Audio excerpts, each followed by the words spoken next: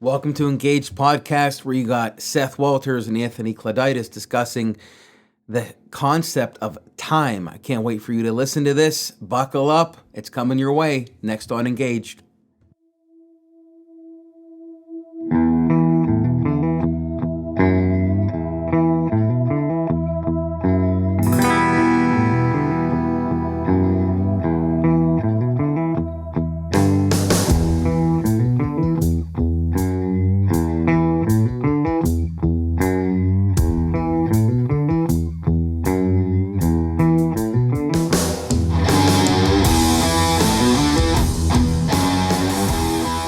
All right, our quote is David Hollis. The quote says, "In the rush to return to normal, use this time to consider which parts of normal are worth rushing back to." Should I read that one more time? It's up to you. I'll read it again. In the rush to return to normal, use this time to consider which parts of normal are worth rushing back to. First things first, that I think that's an extremely timely quote, especially with all that's going on right now. Everyone keeps talking about when are we going to go back to normal? When are we going to go back to normal? And this quote, I've seen it on Facebook now twice, and that's a good reminder that we should take this time to really consider really what is actually worth going back to. What are your thoughts? Yeah, I mean, it's kind of like getting the reset button hit on all of our lives. And I don't know, it shows you so much how much our lives are just doing frivolous things and doing things that everyone else tells us that we should be doing, whether they actually say it, like if it's overt or just covert. We're just like sheep going along, being busy, enrolling our kids in 10,000 sports and driving our kids everywhere.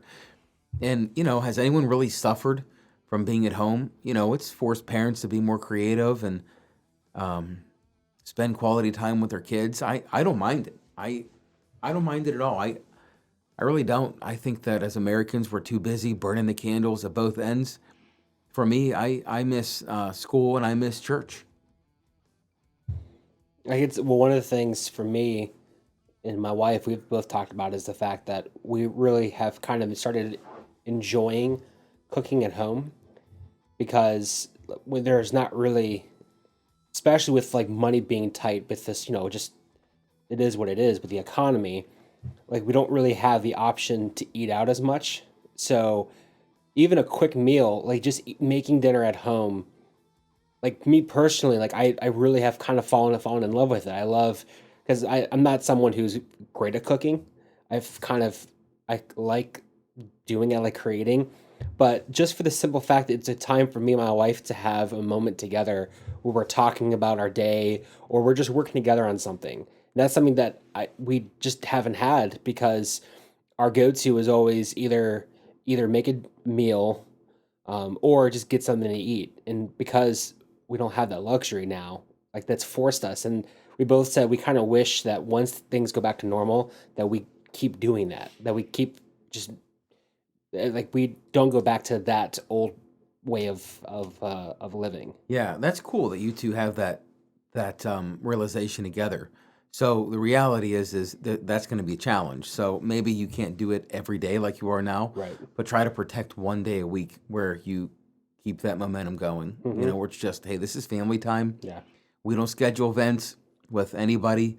We get the board games out. We cook a meal together, and you can even throw the kids in there. And if every Saturday's pizza night, you can do kind of two pizzas that are going to be normal with ingredients, and maybe you have another pizza where the kids, you say everyone pick out two ingredients, and maybe that night you have a Nutella, mustard, and pickle pizza. And the deal is everyone gets to try a bite, and it may be horrible or you might surprise yourself, but the key is you may find something really neat. Yeah. That it's just a way to create a tradition with the kids and with the family. It's a remember when story. Yeah. Maybe they'll do it with their kids when they get older. Who knows? Maybe. Yeah. Um, the other thing that comes to mind when I read this quote is, and I forget exactly where I heard it from, but there was an example of talking about time within your life. Yeah. And they said, like on your phone, when your phone is either running slow, the battery's going out, or there's no memory, you go into your phone and you look at like how many apps you have, and they tell you that what you should do is you should start looking at what is essential, what's not essential. What are some apps that you need? What are some that you don't need? And then then finding out which ones could you live without, and then you take those out of your phone, and so that one, you have more memory on your phone. Two, it runs smoother, and you get the most out of that phone. And this particular person, I can't remember if it was a sermon or what, simply said uh, that we should do that in our everyday lives with what we're doing with our time. That we should always be kind of looking at our lives as a phone and saying, how can I get the most out of my life by taking those unnecessary things out of it that are taking up so much time? And that's a cool example. You're using a modern example, but I'm going to go for a throwback here with Seneca. And Seneca he was a Roman Stoic philosopher. This guy was a statesman, a dramatist. Um, so he's a pretty smart guy. He's up there. But he has a quote, and he says, "People are frugal in guarding their personal property, but as soon as it comes to squandering time, they are most wasteful of the one thing in which it is right to be stingy." Right? And that's cool. I mean, think about it. We're all super frugal. We guard our personal property. We put fences up. We put cameras up. We put fences up. But when it comes to squandering time, we're all so easily wasteful in that. So I think this whole pandemic is really good for us to take a good hard look at our lives and where we want to put our time, because where we put our time is where we put our value. Um, Yeah. the Bible also, it talks a lot about time, and I just want to read. I want to draw from Psalm 90.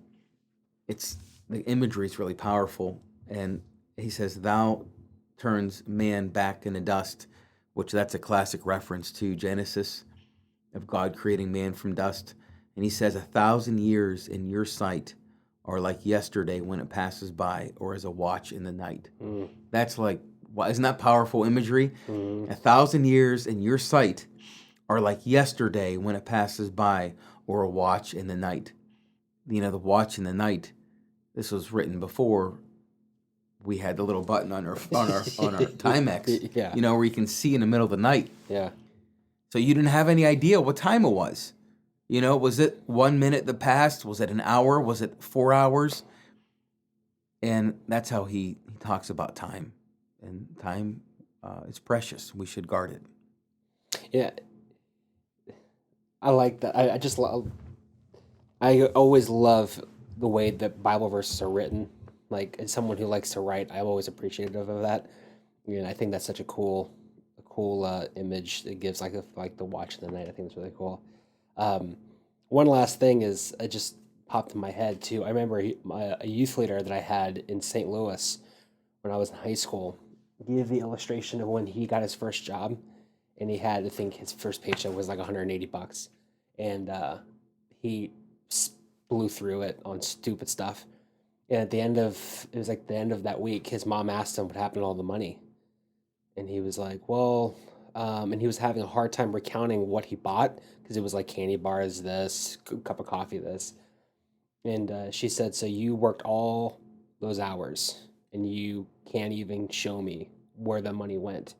And he was like, "No, I guess not." And she was like, "Was it worth it? Like, all those things you did, like, was it worth all those hours of working?" And he thought to himself, he's like, not really." And he said it wasn't just a lesson in finances. He's like, I thought about, and his mom told him, he's like, the two things you need to be very careful about where they go is your money and your time. And time, going with that, is at the end of your life, when you look back, every minute you have is like let's just say like a dollar. And when God created us, He gave us so much time, and He gave that time to us to do whatever we what we will with it. And the question goes is, how did you spend it? And you, in your sermon, shout out to Pastor Anthony's sermon, how did you spend your dash? Kind of goes back to that, is You have that dash between your birth date and your death date. How did you spend it? Mm. You know, are you going to get to the end of it and look back and say, I can't point to where all those minutes went. You don't want to do that. You want to look and say, I spent it well. I spent every minute well. You know, I think that's the ultimate goal. Yeah, a life well lived. Yes. Good stuff. All right. Well, hope you enjoyed it. Listen, we want to know what you think. What do you think about these two quotes? This, before rushing back into, I'll just read it. In the rush to return to normal, use this time to consider which parts of normal are worth rushing back to. And then you want to go ahead and read the Seneca quote again? Sure thing. Seneca said, people are frugal in guarding their personal property, but as soon as it comes to squandering time, they are most wasteful of the one thing in which it is right to be stingy. Do you agree? Do you disagree? What are some thoughts that we didn't cover? We would love to hear from you. So drop down in the comments, and also in the info box, you'll see the links to our website, SoundCloud page, and also if you want to donate to support this church and to support this podcast, please do so there. Other than that, that's it. That's all I have today. I hope you have a fantastic week, and we will check back with you next week.